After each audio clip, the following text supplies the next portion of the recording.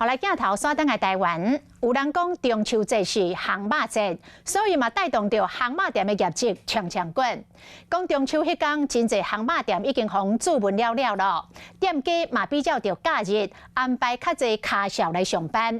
啊，讲中秋是固定的假日，若是出勤，依照着规定会当领双倍的薪水。譬如讲，一个月薪水若3万块，安尼就会当加领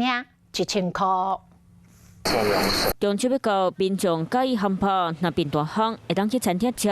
今年中秋节伫咧后礼拜二，虽然无连续假期，不过烘焙店的生意同款增加呀。从这礼拜的5、6日，包含中秋节当天，目前定位已经几乎都是客满。那只有少数的可能会有机会，会有就是客人因为临时取消的，会开放给现场来做后位。我们在烧肉，就是譬如说中秋节的档期旺季的时候，其实它几乎是延续差不多1个月，从中秋节前后1个月都是整个烧肉的旺季。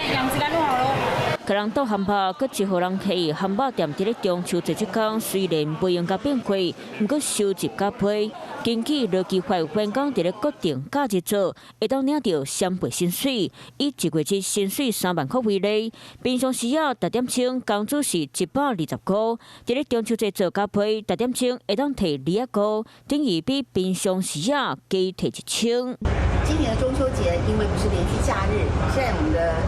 定位非常的踊跃，不过我们还是当做一般的一个假日来做一个人力配置，因此目前来讲人力安排都已经妥当。平常可能会在这时间到我们的烧肉的旗下的烧肉品牌来做协助，会特别安排人力来去服务整个现场来用餐的顾客。中秋节欢喜团圆，员工因为业务无法度休假，爱去咧甲头家讨论薪水加配，超过8点钟冇加班费，家己款项都爱家己注意。